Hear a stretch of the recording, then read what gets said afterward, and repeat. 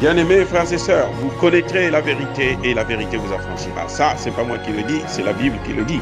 Mais moi, je vous dis mieux.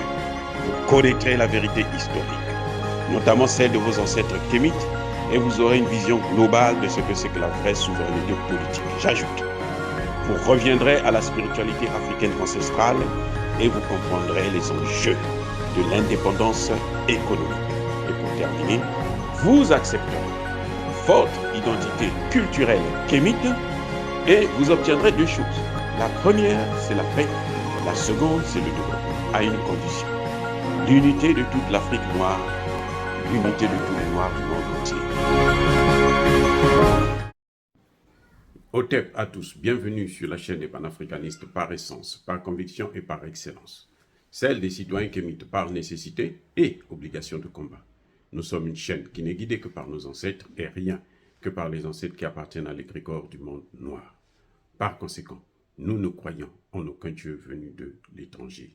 Toutefois, cette vidéo n'est aucunement destinée à inciter à la haine ou à la violence, car nous menons un combat qui est d'abord et avant tout spirituel, intellectuel et démocratique. Ensuite, il est politique, géopolitique et géostratégique, contre l'impérialisme, le colonialisme, le néocolonialisme et l'endocolonat, qui sont tous qualifiés de crimes contre l'humanité. Nous menons ce combat sur la base du principe fondamental que nous avons hérité de nos ancêtres kémites, qui est celui de la Mahat, c'est-à-dire solidarité, vérité et justice. Vous êtes donc en droit de connaître la vérité et nous avons l'obligation de vous dire la vérité, rien que la vérité, afin que justice soit rendue au continent africain. Et ça, c'est notre modeste contribution dans cette noble lutte en faveur de la souveraineté, la dignité, la solidarité et l'unité africaine. C'est exactement ça que nous appelons le panafricanisme. Bien-aimés frères et sœurs, avant de commencer, je vais d'abord vous montrer une carte. Vous pouvez arrêter la carte pour voir très bien ce que ça représente, ce qu'il y a exactement. C'est la carte du Mali. Nous allons parler du Mali. Nous allons parler de la récupération ou le contrôle de l'intégrité territoriale du Mali. Où est-ce que nous en sommes et comment ça a commencé. À très bientôt.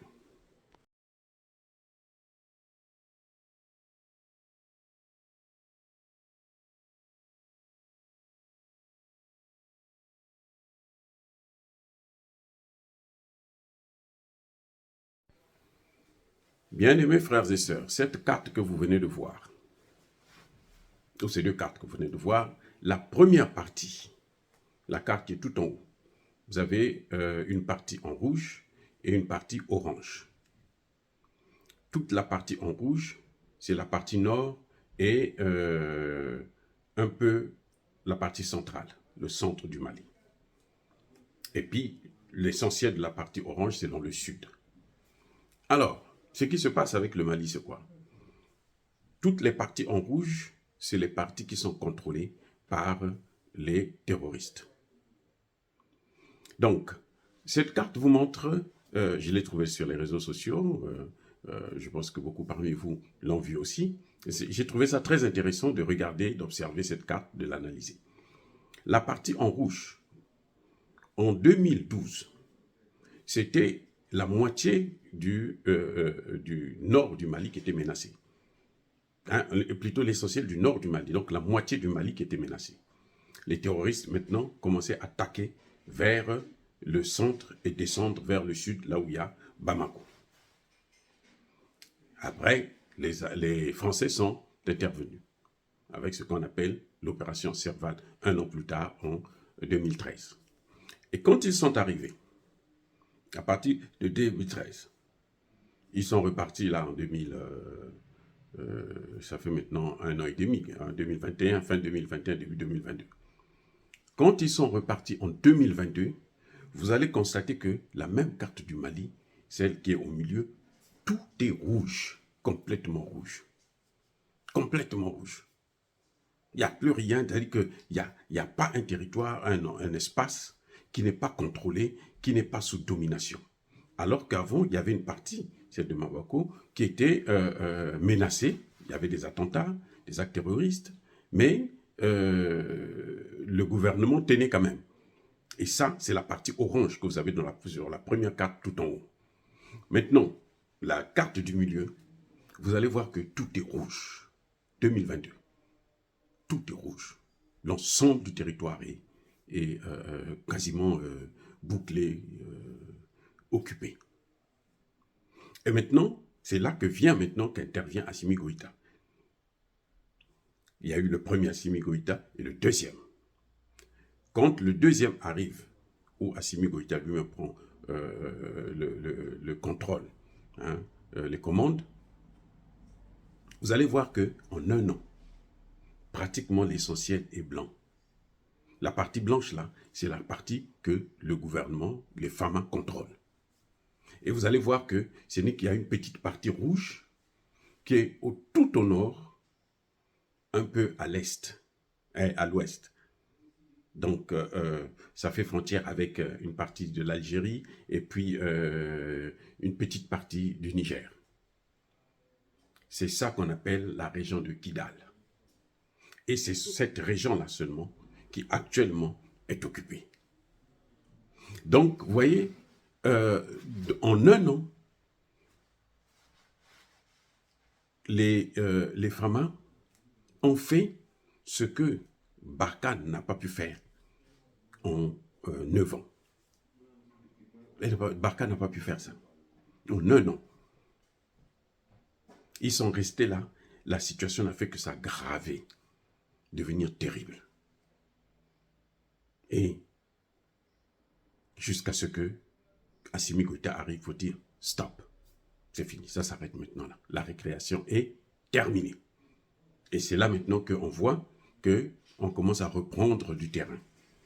Et on a repris en un an l'essentiel du terrain.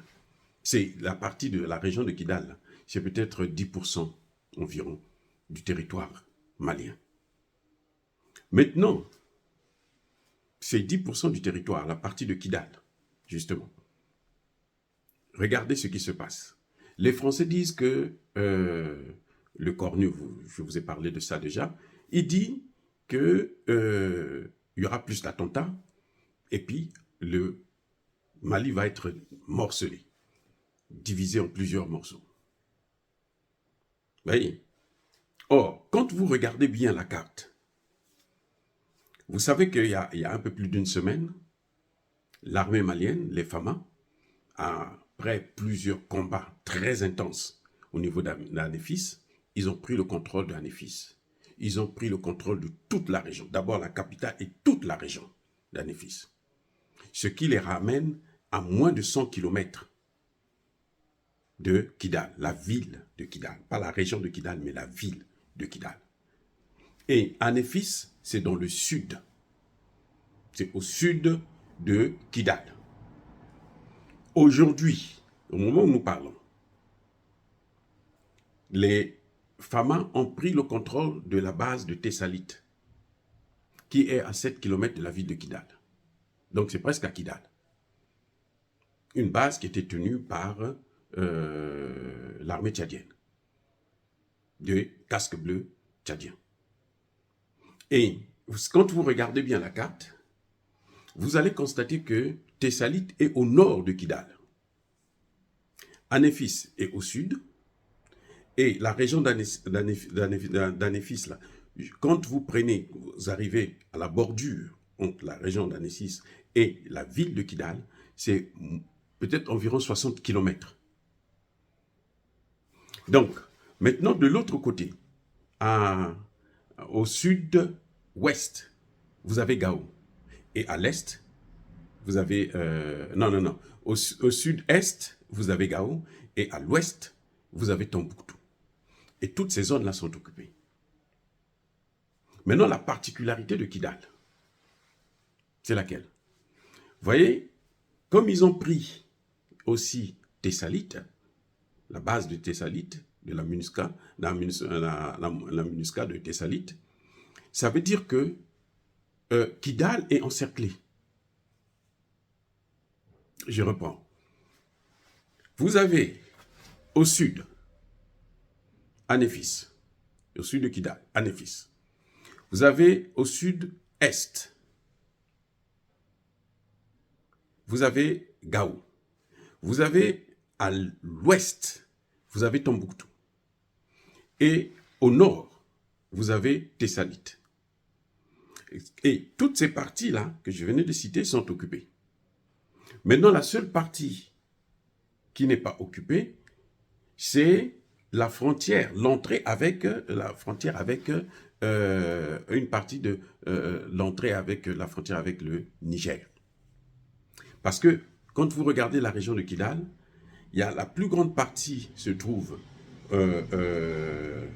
à une frontière avec l'Algérie, et vous avez une toute petite partie qui a une frontière avec le Niger. Le Niger, depuis que Tchani est là, il n'y a plus d'inquiétude. Donc, ils ne peuvent pas fuir par le Niger. Leur seule possibilité, c'est passer par l'Algérie. Ils ne peuvent pas aller par la Mauritanie. Parce que pour aller par la Mauritanie, il faut traverser Tombouctou, toute la région. Et c'est Tombouctou qui fait frontière avec la Mauritanie. Et donc, de Kidal, ils ne peuvent plus sortir, en quelque sorte. Maintenant, depuis qu'ils ont occupé la base de Tessalite, vous avez, comment dirais-je, la frontière d'Algérie qui est proche, donc Tessalite est entre la frontière avec l'Algérie et Kidal. Donc même pour aller en Algérie, ça deviendra difficile. Il doit y avoir des petites possibilités, des petits passages clandestins, mais en fait, même avec l'essentiel de la frontière avec l'Algérie, est fermée et occupée par l'armée. Donc la ville de Kidal c'est maintenant enclavée en quelque sorte, militairement parlant. C'est ce qui fait que vous ne devrez plus vous inquiéter outre mesure. C'est seulement question de temps. Les carottes sont cuites. Il n'y a plus rien à faire. Ce que disait le Cornu, là, ça ne peut pas marcher. C'est un échec. Ils ont raté leur coup. Oui, ils ont raté, c'est fini. Et dès qu'ils vont libérer Kidal, parce que vous voyez bien, Kidal avait fait frontière avec le Niger. Donc les terroristes étaient depuis Kidal, puisqu'ils étaient jusqu'à Gao. Et un peu plus bas, c'est là où vous avez, donc le Niger, il passait par le Niger, il pouvait rentrer par le Niger, il pouvait rentrer par le Burkina Faso. Le Burkina Faso est bouclé, et d'ailleurs, Kidal et entre Kidal et le Burkina Faso, toute cette zone-là est déjà contrôlée, sous contrôle des FAMA. Il ne reste plus que cette petite partie rouge que vous avez sur cette carte où l'essentiel est blanche. La partie blanche là, c'est la partie contrôlée par l'armée malienne, les FAMA. Et la partie rouge qui reste tout au nord-est, c'est ça Kidal. Donc, il n'y a pratiquement plus rien d'autre à faire. Le Mali est presque libéré. Et puisque le Mali se libère, là, vous allez voir, puisque l'Algérie, visiblement, ne veut plus avoir, parce que l'Algérie connaît bien le terrorisme. Ils savent comment lutter contre le terrorisme et ils contrôlent bien cette situation. Mais non, ceux qui ont fui, c'est sûr qu'on les a reçus pour des raisons humanitaires, mais pas pour aller se préparer pour revenir. La France ne peut pas passer avec les armes par l'Algérie pour les faire rentrer encore, attaquer l'armée. Mais même s'ils le font actuellement, tout ce qu'ils peuvent faire, ça va être contre.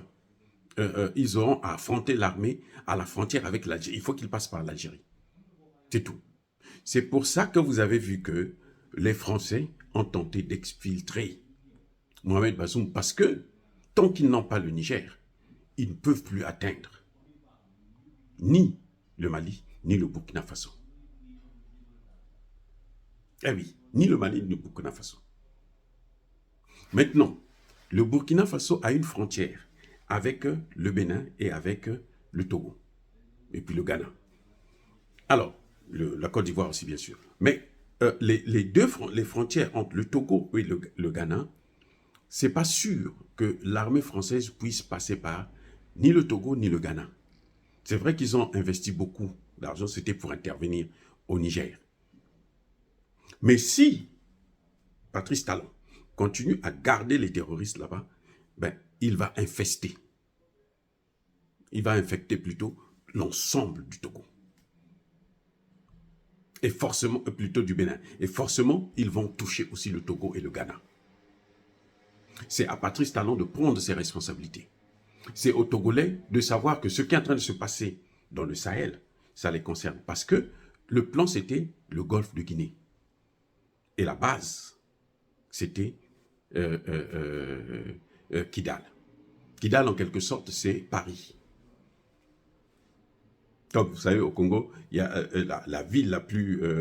là où était le quartier général des M23, on appelle ça Wiza, hein, mais on l'a surnommé Kigali. Donc, Kidal, en fait, c'est Paris. Et Paris est occupé. Paris est encerclé. Donc, ce que les Français planifient, c'est trop tard. Ils ont raté leur vol. Et il nous reste que seulement quelques jours, vous allez apprendre que Kidal est complètement tombé.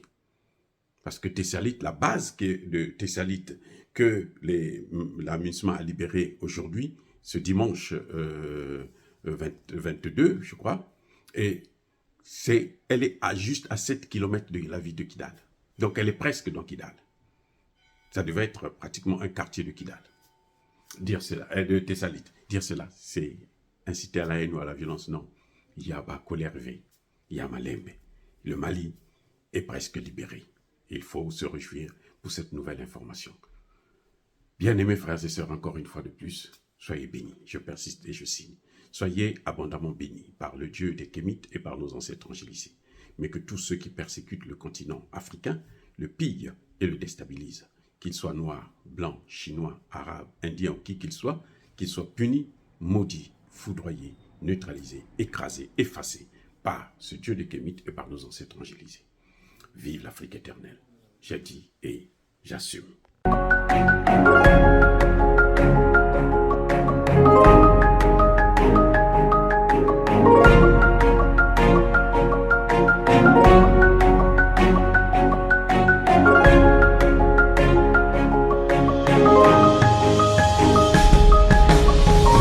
Eux, ils marchent par la foi et non par la vue. Mais moi, je vous conseille vivement de marcher par la connaissance scientifique et historique, notamment celle de nos ancêtres kémites, par les 5 sens et par l'intelligence. À vous, à Pierre.